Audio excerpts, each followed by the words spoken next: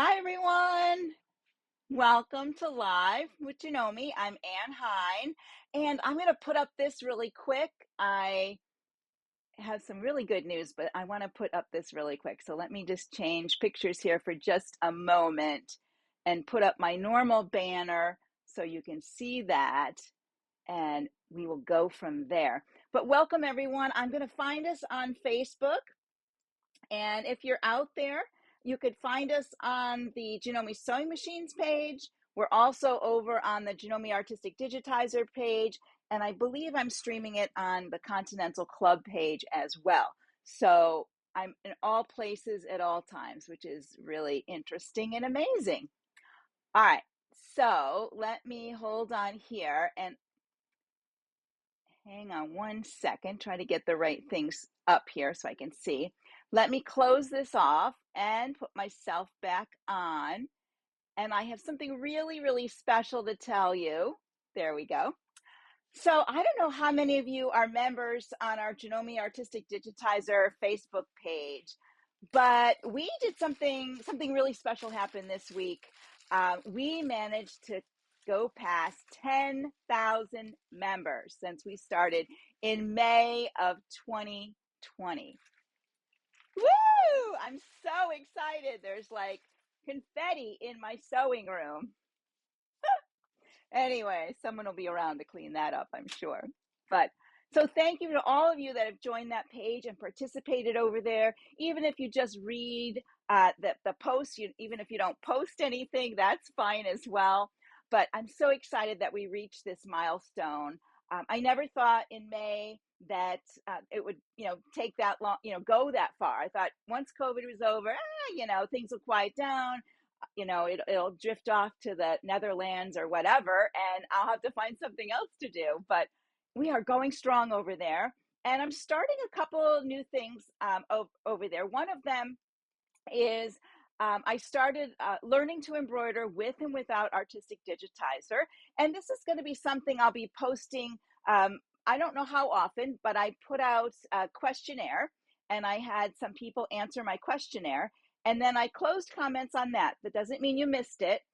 What I'm doing is taking their answers, and then I'll be making my lessons or my posts from those answers.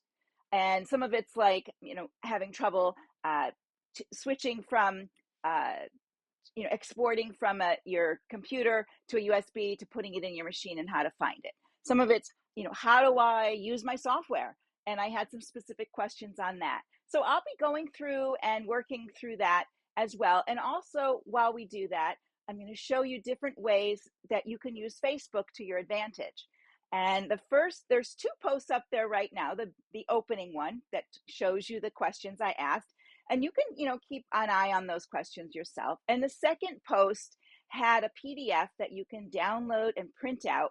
And that PDF shows you how you can save any video or a post that you want to remember later or go back and follow. You can save it to your Facebook page under your saved things. You can make a collection so that maybe it's, Artistic Digitizer, and you have anything for Artistic Digitizer you save there.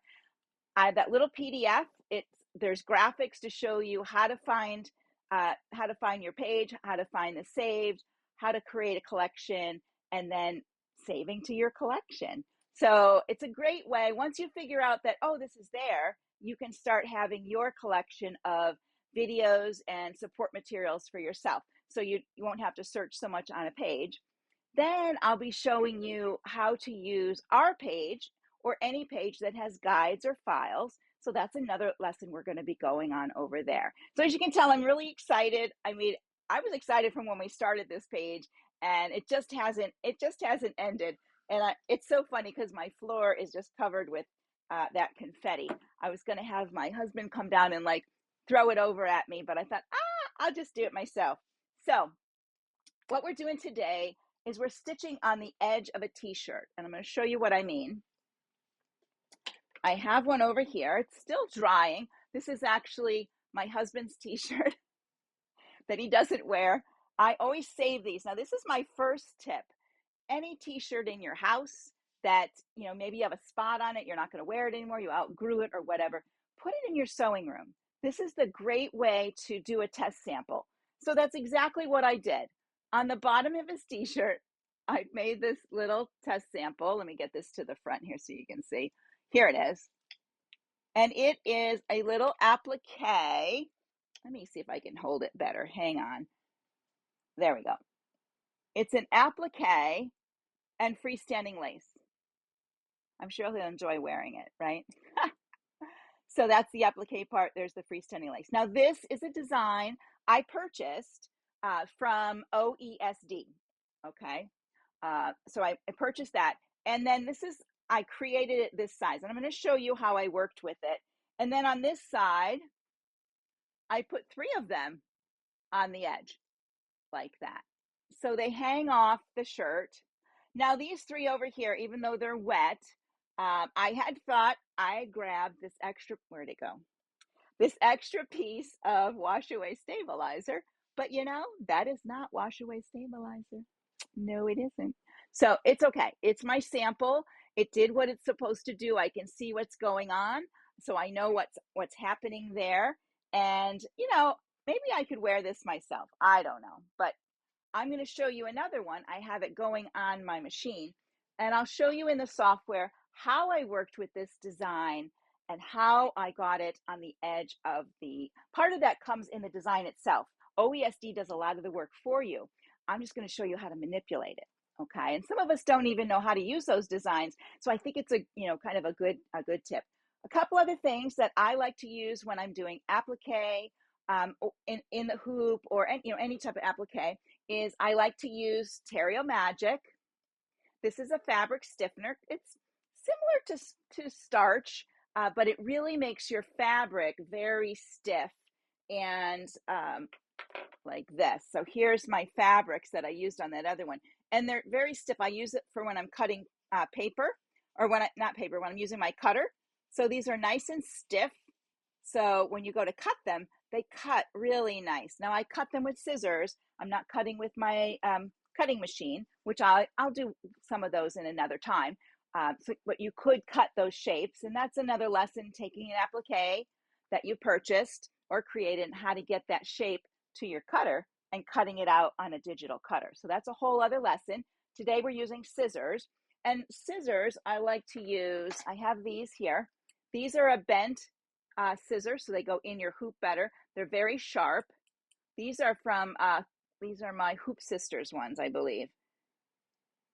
Yes, they say Hoop Sisters on them. So these are really nice. They're a bent scissor and they go right in there. The other thing, I have 2 of these. You have to have a lot of scissors. I have these little tiny ones. I love these. Look at these duckbills. They're little. These are great. They get in little tiny places. Sometimes I use them kind of like this, so they're to lift up your fabric up so you're not cutting. Or sometimes I use them the upside down too. That works because sometimes I need that part of it. Then I have a regular size pair. These are, who are these? These look like Ginger. These are Ginger. But everybody makes them. These are from another company. So there you go. Those are the things that I use when I'm doing my applique. A nice sharp scissor. Sometimes I'll even use my little red-handled scissors from Janome. I think they do them in white now. These are great. They have a little bend to them. They're very sharp and pointy. They work really well. Sometimes a little scissor with a point works really well as well. All right, let me see what's happening out there as far as comments. All right, very good. I don't know if my friend Alice is watching today or not. I sent some things to her for her son. So she posted to her private page, and I happened to pull it up as I was trying to find our page, and there's some adorable pictures of her grandson with the stuff I made for him. So do you remember a couple weeks ago, I took an piece of artwork that had like an airplane on it and like a ladybug and a sun. That her grandson created that, and then I showed you how to turn children's art into stitch stuff. So I did a plain stitched one. I turned some into applique, and then I took the airplane and I made it larger into a stuffy so that he could play. He loves airplanes, so he could play with that. and then I made a patch. So all those things we've done in the past. So I just put all my things together that I know how to do and made some really cute stuff. So I was almost in tears today watching that go on. And of course, it is great to be at 10,000 with our little page over there. So if you haven't been over there, it's Janome Artistic Digitizer. Always put the Janome before it. And it's the one with the blue banner. So pop over. You can join at any time. You can watch videos from here. And then I bring anything I do here over there that pertain to Artistic Digitizer.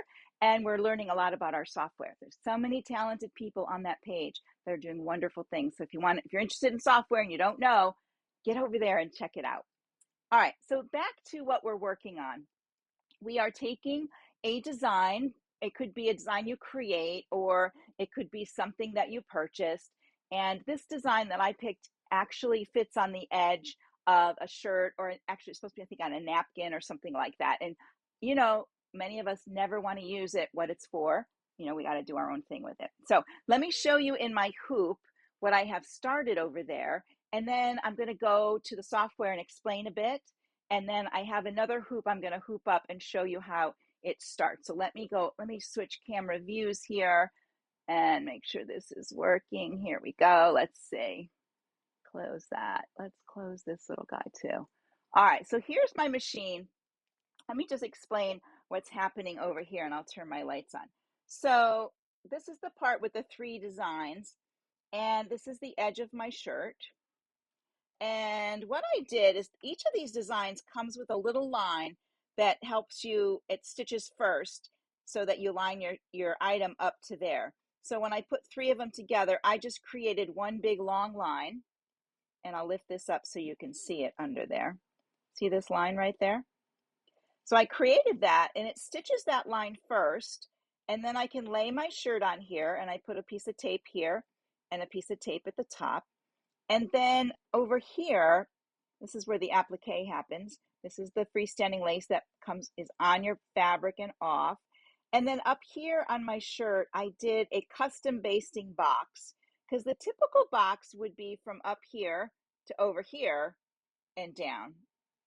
So in some of our Janomes, we do have the custom based feature, and it's under your trace and baste feature. Your basting boxes are under there. So and you could create, if you don't have one, you could definitely create this in your software. You would create the size rectangle you want, make it a large stitch, like a 5mm length stitch, and then you could stitch it in there too. But custom based, when you go there, you are setting your bottom corner of the baste, which is B, and the top corner, which is A. So I didn't have to change A because, you know, would be A, B would be over here. I moved B point to B here. So when it starts sewing, it stitches down here, across, and up. So just this part of my shirt, and I'll try to, I don't know if I can, I can't really, let me see if I back out of this a little bit. It's hard to show you underneath there, but my shirt is just laying here on the side. If you can see, there's the connector. I just have my shirt propped up here. There's wash away. This is actually wash away this time in my hoop. And then I just keep an eye out for what's on this side so that it doesn't fall down. You know what happens when you walk away? That gremlin comes over and this ends up falling in here and you get a little accident. So I know it's down there. I could probably put another basting box here on this side to hold this if I wanted to, but I don't really need it. And this shirt is, it's firm enough that some of our t-shirts now are really, really thin. So I will add a piece of iron-on fusible, that's, yeah, a fusible on the back. I'll iron the fusible to the back, just where the design is going to go. So this one would have a piece just like right in here, and it would help give that a little more body, and I'd probably use black. And then I would attach it just like this to my wash away.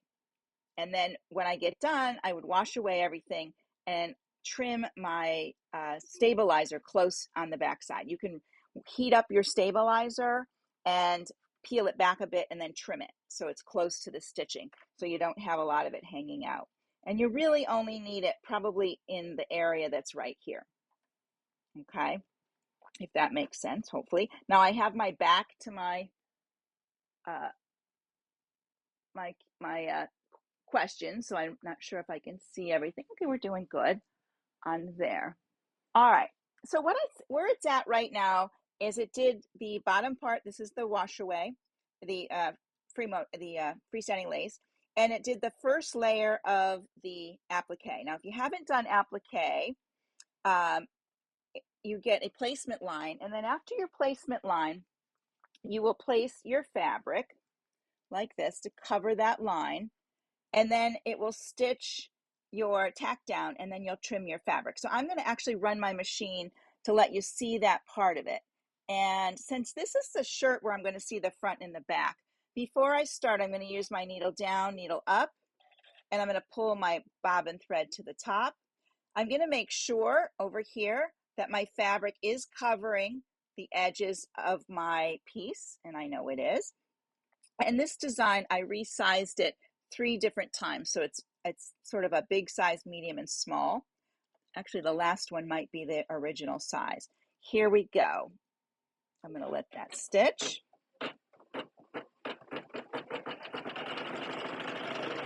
Now my fabric is nice and stiff, so it stays in place.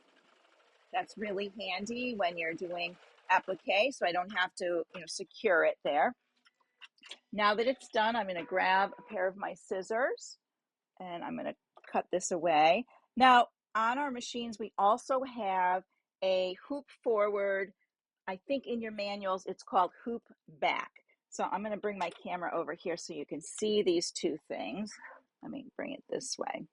So right here on my machine, this is, well, this first, let me close that. This one here is your hoop forward or hoop back. This is your basting. And when you open basting, let's bring this up. Here's your options.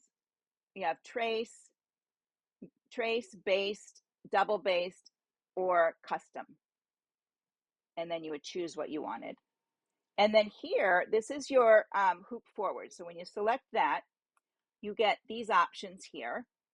And then you can pick which way you want it to go. I typically have it come this way so it comes forward. And now it's closer to me. Let me get my camera back on its stand so it doesn't fall over on me. There we go. All right, so now I can work on this a little easier. Of course, I have a camera in front of me, so it's a little harder. This is where, these are my sharp scissors, but this is where a duckbill would really help because I can't see under there. And my duckbill will lift up the fabric. Let me see, I have to go in the other direction when I work this way.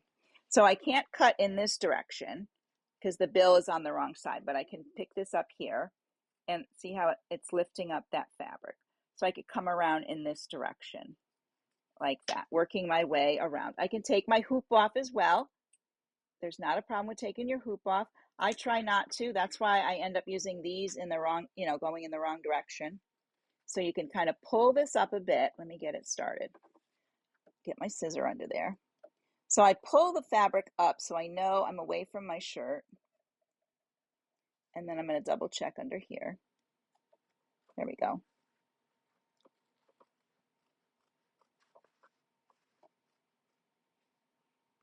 I'm going to trim along there. So I'm coming right along the edge of the applique.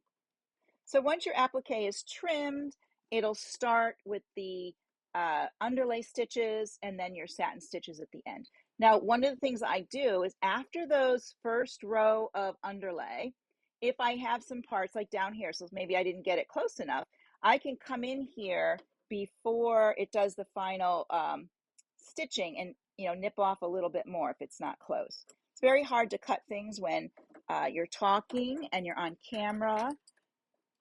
There we go. And sometimes it's easier, I can pop my hoop off. Let's do that. I can pop my hoop off and turn it. And then I can have this in any direction I want. Sometimes that's easier. I struggle sometimes. Sometimes we just don't want to pop it off. If you have a lot of bulk there, sometimes I don't like to pop my hoop off because then I have to wiggle all that back under there. So there that goes. I'm going to pop this back on.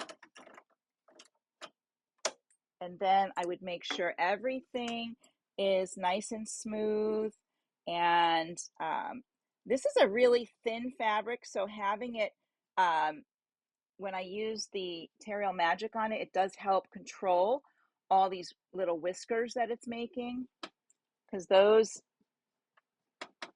sometimes can distract from your work. All right, and it's a pretty big satin stitch that's around there. So I'm going to set it on satin stitch, let it do its next part, and I'm going to let it stitch just a little bit so you can see it, and then I'm going to turn it off and go to the computer. All right, everything's here. Since I used hoop forward, all I have to do is touch start. It's going to move to the position, and then this is where I would do my needle down, needle up, bring this up. It's going to do a little design in the center, that little loop-de-loop. Now, I typically like to turn this off when I trim a thread. I recommend it. There are times, we all like to, put our fingers under there, and that's when disaster happens. Either your machine hits it or your finger gets run over. So it'll do this little thing, and then it'll start the underlay, and I'm going to let it stitch that underlay just a little bit so you can see it.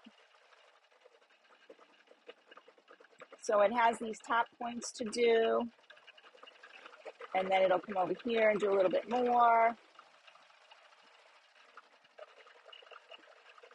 And then once it gets that done, it's going to come around again. There's a lot of lay down stitches before it starts to do its final part, which is wonderful, because that really holds your satin stitch out there nicely. There we go. So these are the underlay, and then I'm just going to let it stop at this point. All right, I'm going to stop that, and I'm actually going to write down where I'm at the moment, because I'm going to take this hoop off, I think, at some point and show you something else. So I want to make sure I'm in the right spot. Okay, let's go back to the software, and hopefully we haven't lost anybody. Let's see here, software, where are you? And software is here. Here we go. Let's open this up. All right, so, and let me make sure we don't have anything over here. I have some other I'm almost impossible to find, but you found me. Okay. I'm actually on 3 pages at one time. So, but it is confusing, I think, on how to find a video. And maybe I should somehow I'll have to do a post on that of how you find it. All right. So I'm going to go. I know I have my USB stick in, and it has my folder with my designs. And I'm going to go to, I think it's this one. There we go. So originally, I was going to put this across my shirt. And I started with the large one in the middle. And then I did, this same size, whatever, all the way down to the smallest one. I resized them using the percentage. And I'll show you that in just a moment. And I was going to do that. And then once I got going, I did my sample with a single one and 3. And I thought sometimes less is more. And I thought, well, maybe I'll just do the 3 of them. This might look great on the edge of a pillowcase. Doing it like this would really look cute on a pillowcase. I've done it in colors like this so that I can stitch this. This one will stitch first, then I'll stitch this complete one, then this complete one. I was going to go back and forth, going outwardly on my shirt. So with this one, because it needs a line across the whole thing. So it does have, let me go find it. Here it is. So when I select that, you can see there is that positioning line for the whole piece. And it's actually right up here in my sequence window. It has one of the little things on with it, this one here. So you can take away the one that they originally give you and create your own. I want to show you something else, because I don't know how many people have issues with seeing where everything is in their hoop compared to where their garment's going to be. I have this turned sideways, right? And, like, I know I would put my shirt, the bulk of my shirt on this side, and the hem of my shirt right here. And I know that because my hoop, this is the upright position of my hoop, because I can read that right here. But I did something else and let me see if it's in this one. I added, where is it? Oh, it's not in this one. Okay, hold on. I'll open the one that has it. I actually added something in to show you. This is, which one has the, oh, here we go. All right, so this one, when I go to view, I can add my backdrop. Now I went ahead and I stood over my machine and I took an overhead picture of my machine. View, are you coming up? I don't want it hidden. Oh, it didn't come over with the, oh, there it is. Okay. So I stood over my machine and took a downward picture of my machine. And what I'm going to do is I'm going to move the, so you can see, I'll move the hoop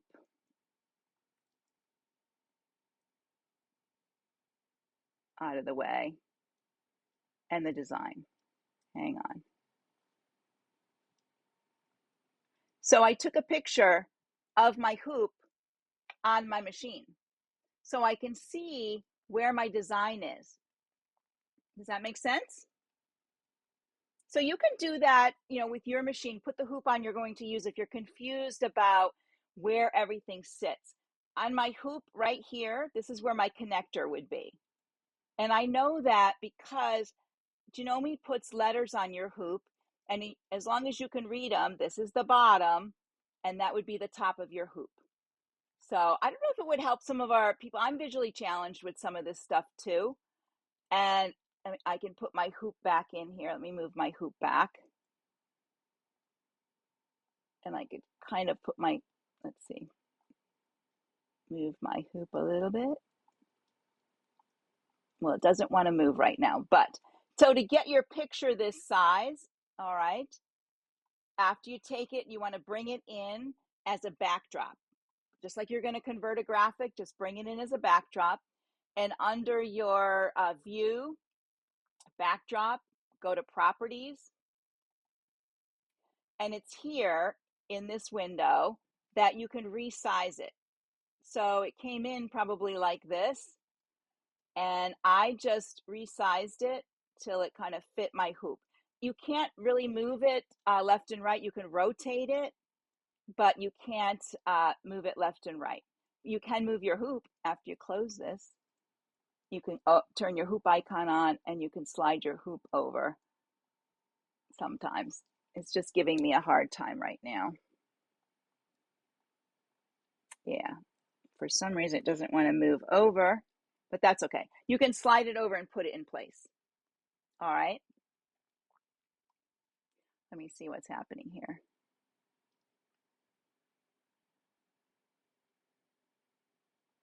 So, okay, so this photo shows you will be sewing it on upside down. Nope, not upside down.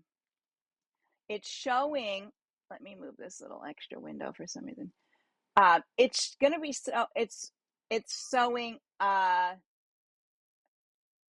sideways, okay, up and down.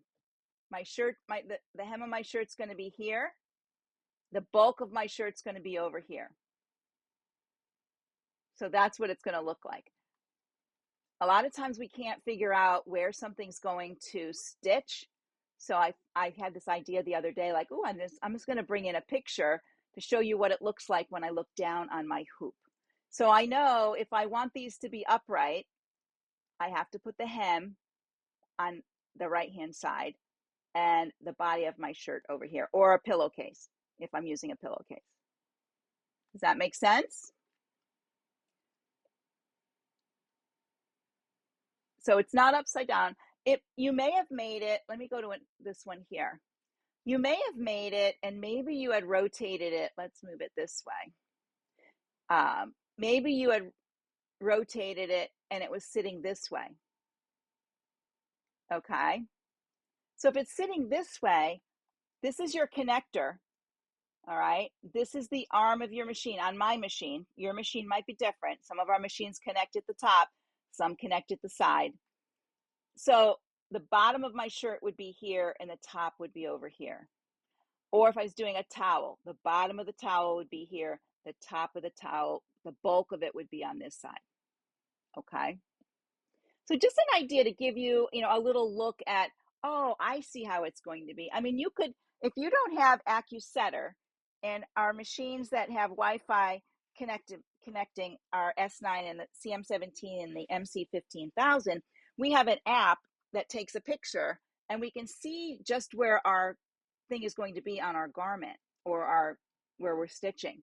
So if you don't have that, this is just a little bit of a tip technique. Maybe it doesn't help you, but sometimes I think I sometimes visually cannot see things. All right, so let's go back to here.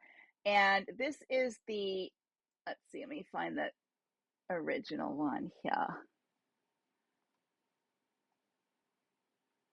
I think it's this one. Okay, so when I first got this flower, this is the size of the flower, and it does come in a single and then 3 together, but I've used all of them, but I use the single the most. So here's that line that will stitch first, then it'll stitch the bottom. There's your placement, tack down, and then your final for your applique. So I decided I wanted it to be, I don't know, 3 or 4 inches high. And what I did first, I had made a triangle, and because for that one that went out, I thought, oh, maybe I need to see a shape. But I decided I could just select this, and I could come up here into my toolbox, make sure proportional is checked because I want the whole thing to move at once. And I made it like 150, let's make it 200% bigger.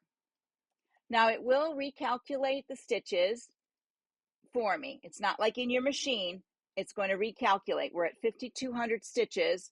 And when I go here, I'm at 12,300 stitches. And it is 4 inches high. The thing is, you have to look at what happens here.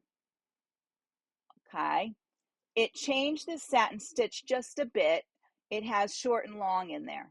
It's not a big jump of a huge satin, which is nice, because if it did a huge jump, then that's where you could get your finger caught. But I really thought 4 inches was too tall. And so I did undo. And I went back and I thought, oh, let me see, that was 200. Let me look at 150%. So that's what that would look like. Oh, 3 inches. I think a 3-inch or maybe even a 3.5 would look great. So let's undo again, and we'll do it at 175. There we go. And I decided, oh, 3.5 is good. And I looked at that. It does have, I think it has some short and longs in there, but it seems okay. If it wasn't what I wanted, I could actually remove this and create my own, but I don't want to go there. I just want to use this design as is, and then I want to create from there. So this would be my big one, and then I would do 2 other ones. So I could take this one, and I'm going to copy and paste it, and let's just move it to this side. I could use my arrow keys or not, but I want to make it smaller. So I think I want to make it 25% smaller. So maybe I should make it 75. And then I thought, ooh, 75 is too small. So let me undo that. Maybe it needs to be 90%. So just a little 10% smaller. And you can decide how small you want. Just keep going back and forth. I mean, you could resize it too, but I like working with the percentage myself. So let's see, 85 right here. There we go. So once I get it where I want, then I have to align it. And I want to show you. I want to align it right here on this line. And this is going to be the line that goes where I'm going to put my fabric. So one of the things I'm going to do before I start, because the line sometimes goes away as you work, I'm going to put the line right on my center. I'm going to bring this over and align it just like that, because I know the line goes through these holes just like that. And since I have it on this side, if I want to put it over there, I can copy it again. I'm going to copy and paste it. I'm going to move it over one more time. And I think I'll make that one 85% too. There we go. And of course, I have to readjust it. I want these dots to be the same. So I'm going to grab that one and bring it over. All right. And then you can zoom in to see how close they are. Use your arrow key to bring it closer. So these are kind of sitting all in one line. I'm going to go back to this line because this is the line I'm going to need to stitch first. And I'm going to make my line longer. So I'm going to come up here, undo proportional, and that's the width of the line. So I'm going to make it, let's see, I think I need to make it 6 inches. There we go. And then I can use my arrow key or bring that over this way. You just want to make sure it's sticking out and that you keep it in line. Let's move this one over. There we go. Make it a little bit bigger. There we go. So all of my pieces, I'm going to make that black so we can see it. Hang on. I have extra things on my screen when I do live. So sometimes I have to move everything to get where I need to be. Let's see why I want that moved from there we go. All right, so we'll go get my Janome color and I'll make it black. And I can see in my used colors, it's a fill even though it's a line. So I'm going to make it black so we can see it. So all of my pieces need to align. That black needs to be in these little holes. So this guy right here, when I select him, I need to bring him down so that the black is going through that hole. So this one probably needs to go up just a little bit or maybe down a little bit. There we go. So you can figure out where you need them to be. That's the edge of your shirt under there. There we go. All right, so there's the 3 together. The other thing I did is because I'm going to align this on the side of my shirt, but I'm not sure where, I put a marking line going up and down as well, a registration line. So I did my outline shape and I just drew a line right here at the edge of the design. Left click, right click, and shape. Select it. It's red, that's fine. Then I want to look at my properties window, and this needs to be up at the top. So it'll stitch this and then that and then the rest of this. Does that make sense, everyone? All right. So what I want to do is I have a small hoop hooped up with stabilizer, and I'm going to put, this one won't fit in that hoop, I don't think. So let me see what happens when I do this. If I use this hoop that I have done here, maybe I can only do 2 of them. I can't even do 2 of them. I can only do 1 of them. All right, I'll just do the big one. And so I'm going to delete these just for purposes of showing you this. I'm going to shorten up the line. There we go. All right. So this is what I'm going to send to my machine. It will stitch the red line, then this positioning line, and then the other pieces. So let me show you what that looks like. Let's send that to the machine. Oh, good. All right.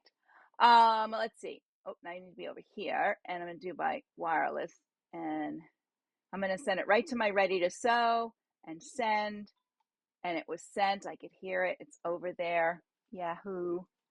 All right, let me take this hoop off, and I'm going to switch the camera. Hold on one moment while I'm getting things ready over here, and I'll get the camera switched for you. Hold on. All right, let's get the camera position so you can all see what's happening. Let's see here. All right. I'm going to put this hoop on. This is the smaller hoop. I'm going to say, okay, the hoop's got to move. Hoop connector's got to move. All right, and I'm going to show you over here. there's the design.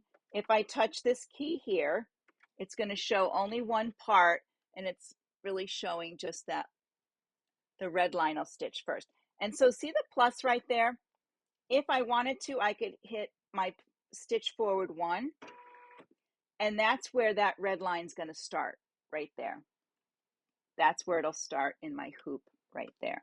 So first we're going to stitch this placement area. Then I'm going to show you putting a t-shirt on there, and we'll go from there. I'm just going to pull up my bobbin thread. I like to have it on top.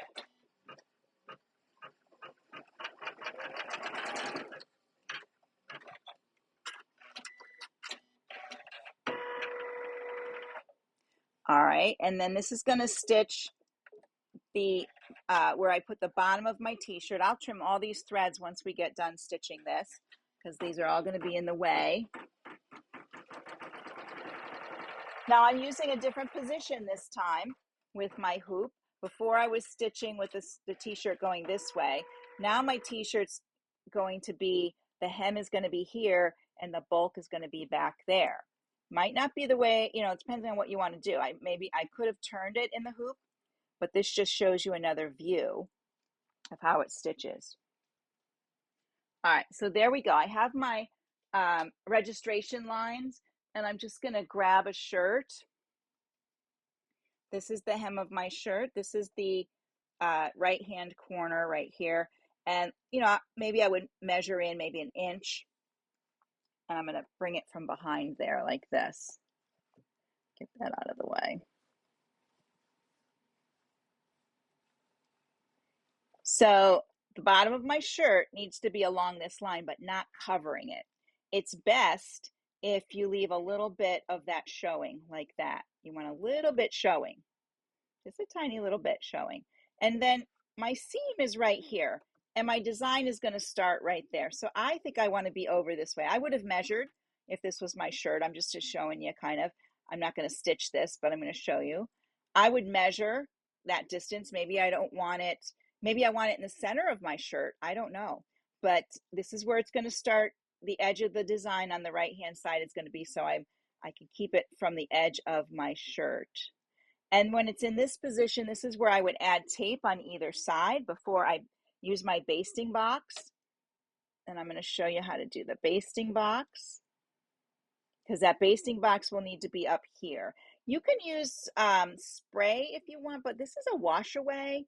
There is sticky wash away too, so you could use that, and that would hold your shirt nicely as well. So you wouldn't have to use a basting box. But that's where I would keep this. I'm going to put on a piece of tape or two. Let me see here. Outside the stitch area, there we go, and on this side. So my basting box, I want the bottom B side to be right here, and the A is just going to be up here a little bit. It's just going to make a box there. So I'm going to bring you over to the basting area so you can see that on the screen, how I do that. So here's the basting. Let me see if I can get my stand to stay in place. There we go. And it is glary.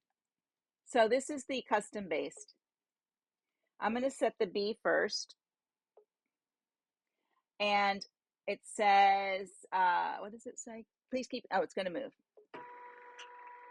And you can see it moved down here, because this is where it's going to, the B would be, the A would be way up there. Okay. So I want to move this so it's up here. So what I'm going to do is I'll use the arrows on the screen, and I'll just press them. So I'm going to press them and you can watch the machine move.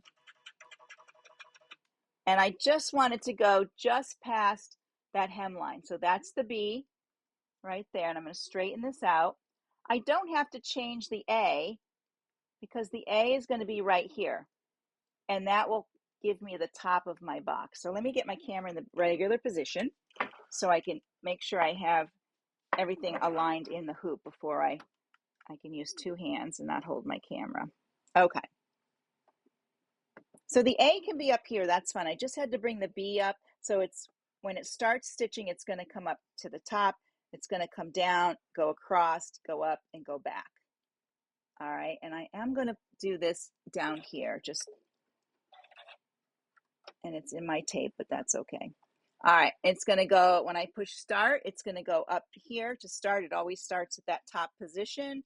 Let's see. There we go. And it's going to come down.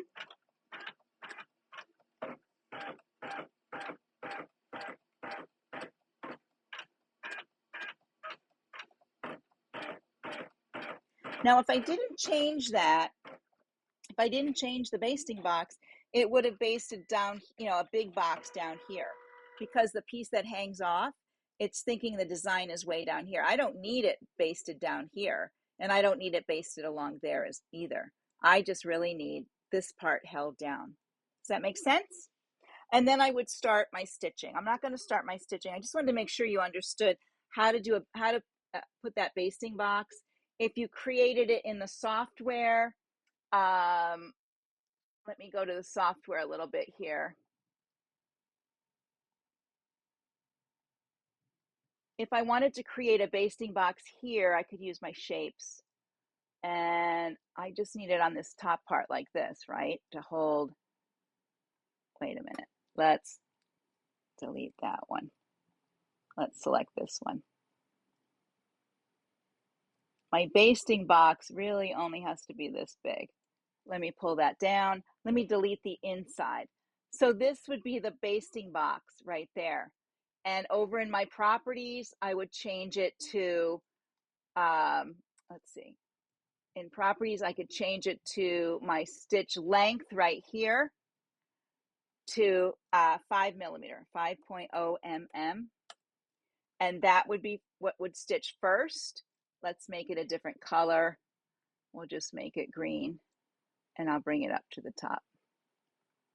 So let's go to slow redraw real quick. So it's going to stitch that basting box. Here we go. There's the basting box. Let me go back a minute. The basting box goes, then it's going, oh, you know what? No, not the basting box. This is why you do slow redraw. You want to do your red line first. Let's select this one. Oh, and Siri thinks I'm talking to her, but I'm not. All right, so you want your red line to be first. So let me just move. These get grouped? And then let's ungroup them.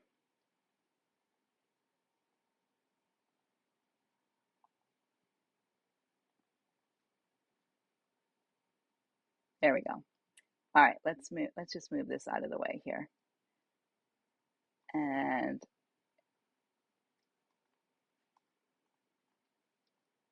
oh, I just want that part. Well, for some reason these are connected, and let me think. One of these is the thing that, not order, invert selection. There we go. So you would move that around your basting, your basting box would go after these two lines, okay? And then your basting box. I had it in the wrong spot. But you can see how you can create it. You just have to put it in the right spot. All right? That gives you a lot. All right, so let me put the camera back on, and we'll see where we're at here. Let me see. There we go. All right, here we are. I don't know why that's small. All right, so I'm going to look really quick to see if there are any quick questions. I don't see anything on here. Everybody looks pretty good. If you do have questions, you can always post them down below. I'll come back later and I'll take a look at those questions. All right. So this, this is the thing. This is a design I purchased, and basically I could use it just the size it is. And it was about, 2 inches tall. And there are directions on the OESD site. When you get this, it does give you directions about using that line that stitches first. And that's where you place the bottom of your napkin, your garment, whatever you're putting it on, and then it will stitch, wherever you've put that. If you've turned it in your hoop, that's the visual I was trying to show you. If you had turned your hoop at all, then you could see that other visual. But we could create some of our own freestanding lace designs, but sometimes a stock design, I love to manipulate it to a point. You don't want to overdo it, because sometimes when you're stretching them out, even though it recalculates the stitches, like in that larger one, it did change what the stitches were. So you might not like that. So, and you don't want a satin stitch that's, bigger than 1/4 inch, even like, because it's just too big, and you'll get your finger, if it's a wall hanging that no one's going to touch, you could have it as a wider stitch. But if it's something you're going to wear, it's something that's going to be in a quilt, or something that's going to, a table runner, something that's going to be used, you really want to have it smaller than not too much more, 1/4 inch is the width. I pretty much is my standard. I like to go that or a little smaller. That way, no fingernails get caught under there, things don't get caught under there. Or if you don't want it all plain satin, if you turn it to a satin fill, you could make it have short long. So that's where it has, instead of one big stitch, it has a little short and long stitches. So they kind of fill in the area with these short and long stitches. So you don't have as many long ones in the way. Okay, let's see what else is happening here. Everybody looks good. I think that's everything for now. I hope all of you can get to making your t-shirts and putting, look for mine. I'll be wearing mine. I just have to finish up that one last flower, and then I have the one on the far side to do, and I'll be ready to go with wearing that. Now my shirt was a bargain at Old Navy, like $8. So, but save those old shirts and, use those to, sometimes you need a knit to stitch something on. You're doing a job for someone, or you have a really nice shirt, or you're not sure what it's going to look like. Do it on a shirt, a knit that you have. You don't have to, I try to squirrel away all those old things if they have a stain, whatever. They're just for a sample, so they work out really good. All right, everyone. There was one last thing I was going to tell you. Definitely go over and check out. Oh, that's the other thing. Over on the Janome Artistic Digitizer page, our developer, Kostas and Yanni and the team, they created a custom patch for us. They show you how to create the patch, how to put your letters inside on a curve. You can do it with the lettering they mention, or you can create your own. And what I'd really like to do is challenge people to make a patch and post it to the page. Let's see how many special patches we can make for making it to 10,000 members. All right, everyone. Hope to see you over there. Yes, yep, you do have custom base on that 15,000, Marty. Yes, you do. All right, everyone. Have a great day. It's actually my Friday. So, though I still hang around, I'm always on Facebook. But today's sort of like my Friday. So everyone have a great day. Thank you for joining me in the studio. Hopefully you understood how to get your t-shirts done and have a few more tips and tricks on how to do them. Bye for now. See you later.